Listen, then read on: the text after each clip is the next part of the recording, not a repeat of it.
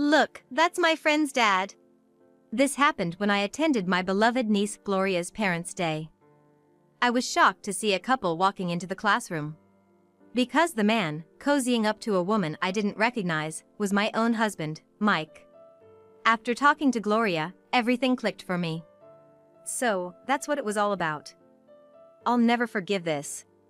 As Mike was about to leave the classroom, I blocked his way, putting on a smile. Let's continue to get along as families, shall we? Please, stay with us until the end to see the turmoil that unfolds from here. My name is Emily, I'm 33 years old, and we're a dual-income couple in our 5th year of marriage. My husband's name is Mike. We met in a sort of half-set-up situation. My parents, who I met later in life, became good friends with Mike's parents, and we first met at a family dinner we were all invited to. Mike made the first move, and that's how our dating began. After a year and a half of dating, when we decided to marry, both sets of parents were thrilled. Everyone around us congratulated us, saying we were a perfect match. At that time, my close sister Flora also attended from afar, bringing along her then 1-year-old daughter Gloria, and I remember feeling so happy. 5 years later, I was still living with Mike, busy with work. Mike would say he's busy with work, coming home late on weekdays, and increasingly, his precious weekends were spent working. With Mike off and away, I found myself spending more time alone. I wish we had kids. That thought crossed my mind, and I shook it off. Actually, not long after we got married, Mike dropped a bombshell on me. I, actually, can't have children. The hospital test results he showed me clearly stated that. Since when did you know? I knew before we got married. But I thought if I told you, you might not marry me. Please, Emily, I don't want our parents to know about this. Keep it a secret. Mike had always said he loved kids and wanted a daughter someday. Knowing that, I felt deeply sorry for him at that moment. We'll take care of each other instead of having kids. Let's live our lives together. With those words from Mike, I nodded and resigned myself to giving up on the idea of having children. Now, 5 years later, did Mike keep his word? No, he didn't. Saying he's busy and tired, leaving all the household chores to me despite being a dual-income couple, without ever showing appreciation, his attitude towards me turned increasingly cold. One day, I got a call from Flora. She had moved abroad with her husband right after our wedding, but now that his assignment was over, they were moving back, not too far from us. Gloria was now 6 years old. I had seen her in photos, but this would be our first real interaction since the wedding. I was looking forward to meeting Flora and Gloria again. That night, I tried to tell Mike, who came home late, about Flora's return. Welcome back, Mike. You know, I got a call from Flora today. I'm tired. I don't have time for small talk. Mike looked down at me coldly and quickly went to the bathroom. Left alone, I stood there, feeling lonely. Despite his aloof attitude towards me, Mike left all the troublesome matters for me to handle. Hey! We're going to have a birthday party for Mom. Dad asked me to prepare, so you take care of it. I was left puzzled when he unilaterally said that, but I went ahead and prepared for my mother-in-law, Helen's birthday party, squeezing it into my busy schedule. On the day of the birthday party, Mike, who attended, wore a proud smile as he saw Helen's joy. This birthday party, I set it all up. All for my dear Mom. Dad, I did good, right? Despite the fact that he had dumped everything on me, Mike had the audacity to claim the credit, which irked me a bit. However, after the birthday party was over, my father-in-law Nicholas and Helen thanked me. We know it was Emily who prepared everything. Thanks for doing this for Helen. Please continue to take good care of Mike. They were as kind to me as they had been since the day we got married. Despite my growing grievances with Mike, I was grateful for having met Nicholas and Helen. Sometime later, Mike's arrogant behavior only escalated. He wouldn't have a proper conversation with me, yet he always found something to complain about regarding the housework. One morning, an incident occurred. Hey, Emily! What were you thinking? Mike yelled at me, his face contorted with anger as I was getting ready to leave for work. What's wrong with you all of a sudden? You didn't polish my shoes. How am I supposed to go to work like this? Indeed, Mike had come home after I had gone to bed the previous night, so I hadn't polished his shoes. But, fed up with the mounting stress, I retorted. They're your shoes. Why don't you take care of them yourself? Stop expecting me to do everything. In the next moment, I felt a sharp pain on my cheek. It took a second to realize Mike had slapped me. Mike, did you just hit me? Shut up. There's nothing wrong with disciplining my wife. If you don't want this to happen, do your job as a wife properly. With that, Mike stormed out of the house. I was left clutching my cheek, collapsing onto the floor. He's hardly home, acts cold, and now violence. This is too much. That's when I began to question the meaning of my marriage to Mike. Yet, considering how happy our parents were when we married, and how kind Nicholas and Helen have been to me, I couldn't easily decide to divorce. One day, not long after she had returned from abroad, Flora asked, "Would you come to my daughter's Parents' Day?" Only 2 family members could attend, and Flora's husband couldn't make it because of work. I happily agreed, saying, "I'll be there." On the day of the Parents' Day, I went with Flora to Gloria's classroom. We waved back at Gloria, who was happily waving at us. Soon, the lesson started, and I watched from the back corner of the classroom. Then, a couple entered the classroom late. I was shocked when I glanced at them. Because the dad was unmistakably Mike. He was there with a blonde woman, dressed flamboyantly, whispering and looking cozy as they started watching the class. I told Flora, and both of us, surprised, tried to stay out of sight from Mike for the time being. At that moment, I discreetly sent a message to someone. As the Parents' Day came to a close, the children started making their way over to their parents. Gloria ran over to Flora, and I bent down to ask her, "Do you know that man over there?" "That's Irene's dad. I saw his picture at their house when we went over to play." Gloria had been abroad for so long that she didn't remember Mike's face since the wedding when she was 1. At that moment, I understood everything. So that's what it was. I will never forgive this. As Mike, the woman, and a child named Irene were about to leave the classroom, I blocked their path, forcing a smile in front of the child. "Hello. I hear Gloria has been getting along well with you. Thank you for that." Mike looked at me, his face freezing over. The woman casually replied, "Hello. Since the kids get along so well, let's all continue to be friendly, shall we? Family style." Huh. Beside the puzzled woman, Mike started to tremble. Then Flora said, "Since the 2 want to play together, we'll take Irene with us." And quickly whispered something to me as she was leaving. As Flora and the children walked away, it left me, Mike, and the woman. "Come on, Mike, let's go," Johanna said. Yes, excuse us," Mike responded, trying to act like a stranger. I grabbed Mike's arm with a smile, still. "Huh? What are you doing with my husband? And who are you?" I then introduced myself with a serious face. "Sorry for the late introduction. I'm Emily. His wife, you know?" The woman's face turned pale as she realized the situation. They tried to dash away.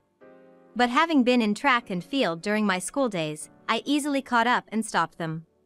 At the school gate, Mike gasped. "What? Dad, Mom too?" Yes, the person I emailed during Parents' Day was Nicholas. I had sent him a message asking him to come quickly to Gloria's school. Seeing Nicholas and Helen, Mike gave up trying to escape and collapsed. Nicholas, Helen, and I put Mike and the woman in the car and headed to the in-laws' house. In the living room of the in-laws' house, with the 2 seated side by side, I confronted them. "So, why were you at Parents' Day?" It was nothing. She's just an acquaintance. A single mother who asked me to act as a father figure, nothing more." "But Gloria mentioned there are family photos of you at her house.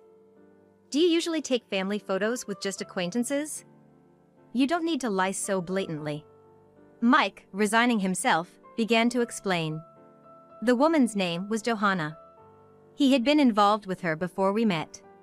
Johanna worked at a night bar, and thinking Nicholas and Helen wouldn't approve, he kept it hidden.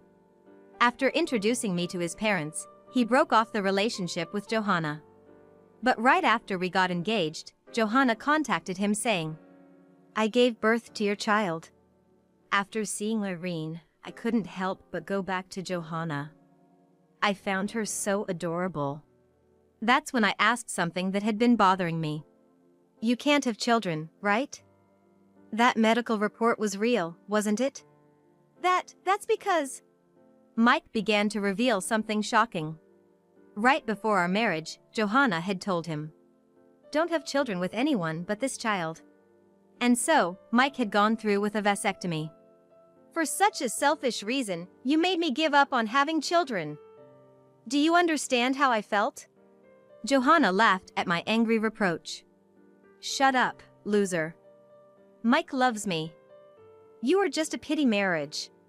When I asked, "Is that true, Mike?" he nodded.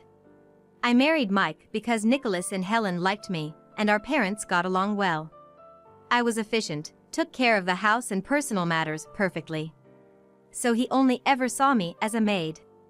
So, a maid, huh? But now that it's out, there's no helping it. I'll divorce you. I have a woman I love and a lovely daughter. You're no longer needed." That's when Nicholas, who had been silent until now, spoke up. "Did you forget why Emily's parents and we got along so well?" "Huh?" The truth was, both our parents owned businesses and were in a cooperative relationship.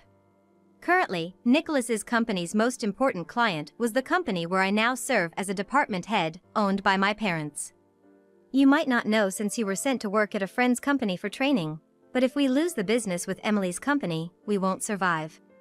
It was then revealed that Nicholas had always told Mike, "You'll take over someday, so keep up with the company's affairs." But Mike, not taking it seriously, was unaware that my parents' company was the most crucial client. So, I intended to leave the company to you, but now there may not be a company to inherit. More importantly, we're disowning you. I never want to see the face of such a foolish son again." As Nicholas declared disownment, Mike started to panic, begging Nicholas and Helen. But Nicholas and Helen firmly refused him. At that moment, I received an email on my mobile phone. Checking it, I smirked. "So, Johanna, how's Irene's real dad doing?" "Huh?" I confronted them with a photo of Johanna, heavily pregnant and looking cozy in a childbirth class with a brown-haired man unknown to me. "You seemed quite close to this man during your pregnancy. Where did he go?" How do you have that?" I explained that when Flora took the children away, I had asked her to gather any information she could on this woman. Flora, using her network of mom friends, managed to get this photo. According to her mom friend, this man used to accompany her to every prenatal checkup. I thought he was the new husband Mike knew about. Hearing this, Johanna's face grew paler and paler. Mike was visibly shaken by the photo. No wonder, since the man in the picture and Irene looked remarkably alike.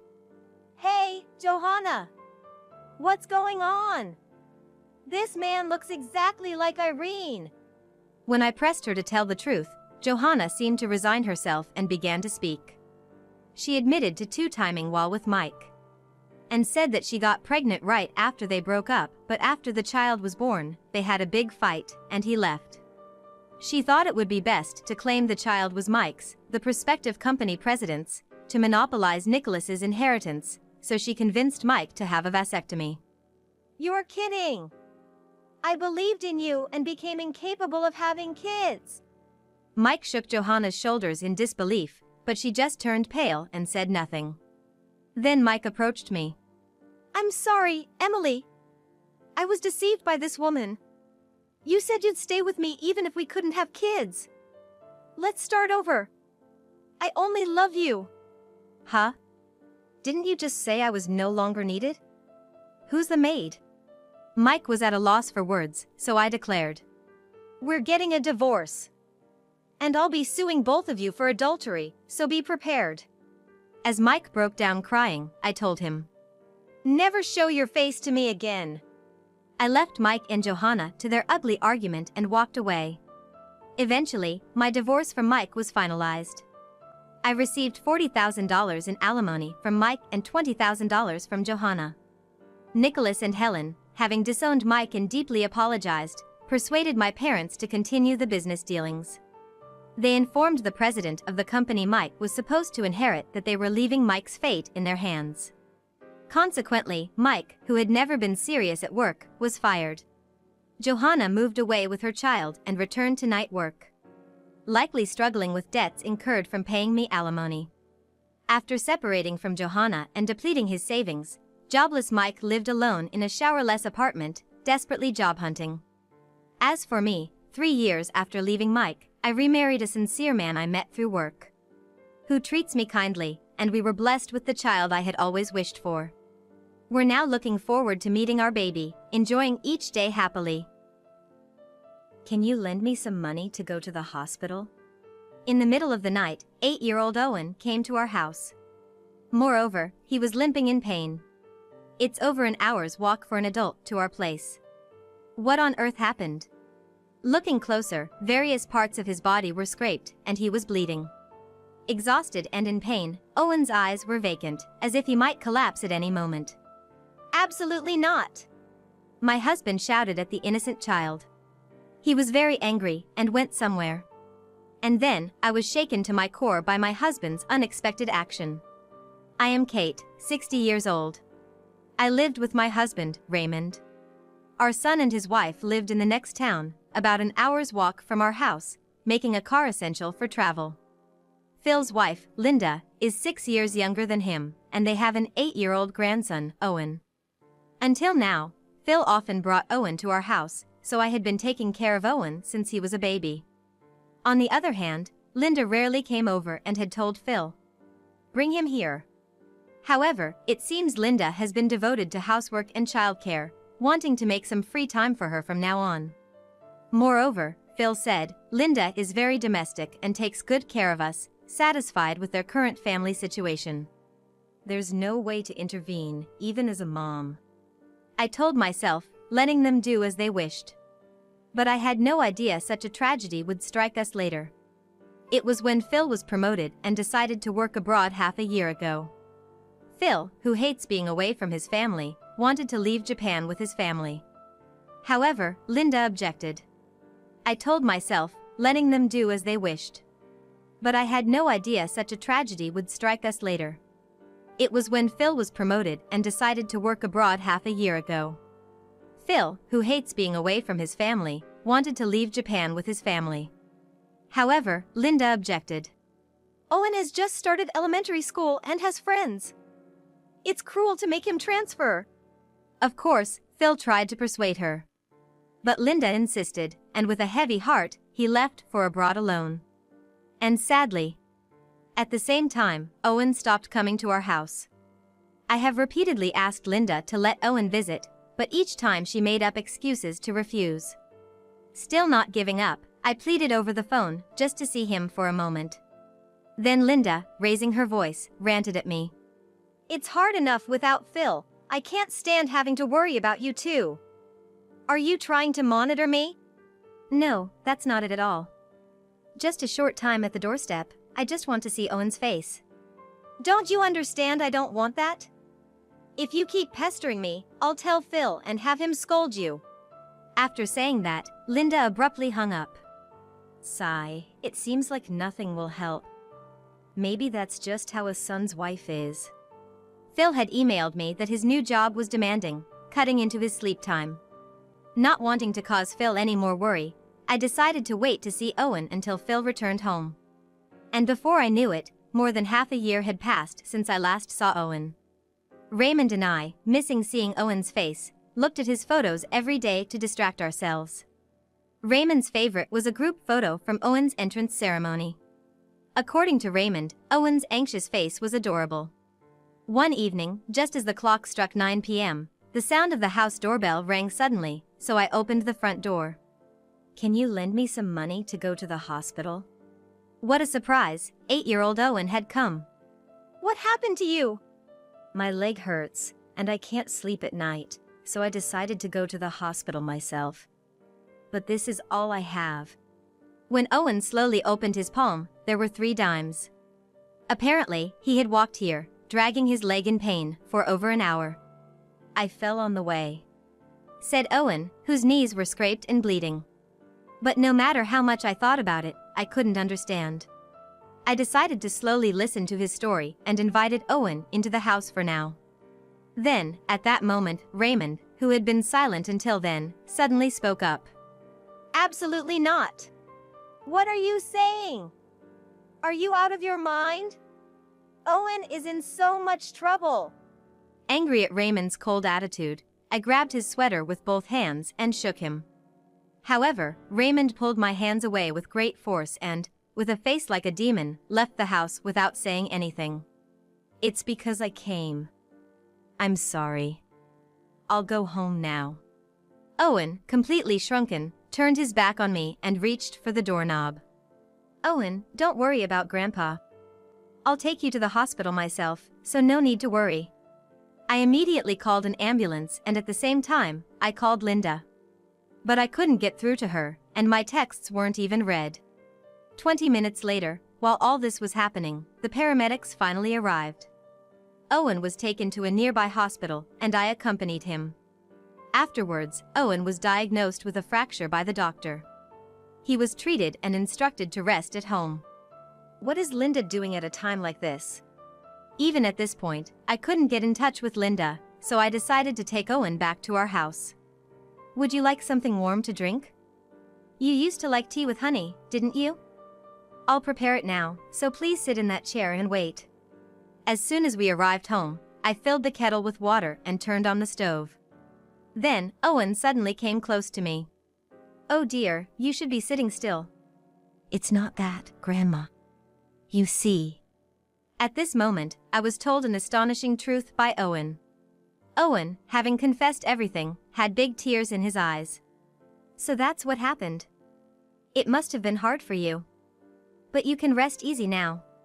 I hugged him gently, as if wrapping him in warmth. And then, I was informed of a certain event by an unexpected person. Those who made Owen go through this will not get away with it. A flame of revenge ignited within me. The next day at noon. Finally, Linda answered the phone. Owen has fractured his leg and was seen at the hospital. Now, he's at our place. Apparently, resting at home and eating nutritious food will help him heal faster. Then, Kate, please continue to take care of Owen for a while. You must be happy to be able to look after Owen so much since you haven't been able to see him until now, right? I just said, understood, and hung up. I had no intention of sending Owen back to that house. Even if Linda had said, I'm coming to pick up the child now, I planned to keep Owen with me by any means, so Linda's response was exactly what I wanted. However, I felt anger at her attitude as a mother. But I didn't want to get unnecessarily confrontational and spoil the plan. In the meantime, as I supported Owen, I ran around preparing for retaliation, and finally, everything was ready. All right, watch out. Today, right here, I'll bring you down. A week after Owen came to stay with us, I left him at home to look after himself for a bit while I, accompanied by someone, made a surprise visit to Linda's place. What is this about? Showing up out of the blue. Please, just go home. I had gotten a key to their house from Owen. Ignoring Linda's protests, I began to look around the room. Was someone here just before we arrived? I noticed that, although the room was generally tidy, the sheets on the bed in the bedroom were unusually disheveled. Enough of this. I'll call the police if I have to. Oh, Linda, you really think you're in any position to say that? I've heard everything from Owen. Leaving him all alone while you're out at night, I see. He was told not to tell anyone. What Owen had tearfully told me before was about this very issue. According to him, one day, feeling lonely and scared because he was sick, he tried to stop Linda from going out at night by standing in the doorway with his arms outstretched. But you just pushed him aside and left anyway. He hurt his ankle when he fell. Linda always told Owen. Don't you dare tell Dad or anyone about what happens at home, or you'll go without food. But that day, unable to bear the pain any longer, Owen thought, maybe Grandpa and Grandma can help somehow. So, relying on his memory, he limped all the way to our house. If you have money for luxury brands, you should at least take Owen to the hospital. When I opened the closet, it was packed with obviously expensive bags and clothes. Owen had confided in me. Mom always has nice clothes and bags, but she doesn't care about me. It was clear Linda's possessions were all high-end and flashy. The loneliness without Phil, you're trying to fill it with shopping. That's also on your son, you know. Linda, veins throbbing with anger, pointed her finger at me. Then, suddenly, a low voice boomed from behind me. Shut up! I've seen the affair with my own eyes. The voice belonged unmistakably to Raymond. He had stormed Linda's home with me. That day Owen came to us seeking help. Not lending it! Raymond had shouted before storming off, leaving me initially infuriated. However, his anger was actually directed at Linda. Overwhelmed by fury, he had blurted out without thinking. Raymond had headed straight for Linda's house after leaving ours. I saw you getting into a car driven by a man at that very moment. And I knew he was Owen's first-grade teacher. Raymond had memorized the face of the teacher who had been in charge of Owen's class from looking at the school photo every day. After Owen revealed the truth to us, we were informed about Linda's secret rendezvous with Owen's former teacher. I heard from the affair partner that you always dressed provocatively for parent-teacher meetings and aggressively flirted with him. I confronted the former teacher based on Raymond's testimony. The affair partner admitted that despite knowing it was wrong, he gave in to Linda's temptations when Owen moved to a different class. The former teacher expressed remorse and readily agreed to pay the compensation. He had already submitted his resignation and promised never to see Linda again, planning to return to his hometown. You stayed in Japan because you couldn't bear to part with him under the guise of for the child's sake, didn't you? Well, that's... Linda faltered, caught off guard. I assumed that she hadn't taken Owen to the hospital after pushing him because she feared being discovered. And perhaps she thought Phil would cut her allowance if he found out, which is why she didn't take Owen to the hospital. Then, likely because I had accurately pinpointed the truth. Linda couldn't hide her agitation. However, after a brief pause, she defiantly claimed, If I beg Phil, he'll surely forgive me. Haha, he really loves me. Linda, enough is enough. Phil, when did you get back? Phil, having been informed by me, had hurried back to verify the truth with his own eyes. Believing Linda wouldn't show her true self in his presence, he secretly observed everything from the shadows. I've heard it all. I can't forgive you. Your behavior towards Dad and Mom is too appalling. I want a divorce. Wait a minute. It was just a lapse in judgment. Plus, Owen is only 8. He needs his mom. I just visited Owen at the hospital, and he's made it clear he doesn't need a mom like you. Even after receiving such a decisive blow from Phil, Linda desperately begged for reconciliation. But Phil steadfastly refused. Linda then turned to me with a fierce look, baring her teeth. You've made him leave me because of your meddling. How do you plan to take responsibility for this? That's on you. Besides, I heard you've always seen Phil as nothing but an ATM. I had been sniffing around Linda, checking if she had any secrets by going through the wedding guest list and making calls. And I'll be sure to inform your parents about all of this, so be prepared. Stop! My dad hates dishonesty.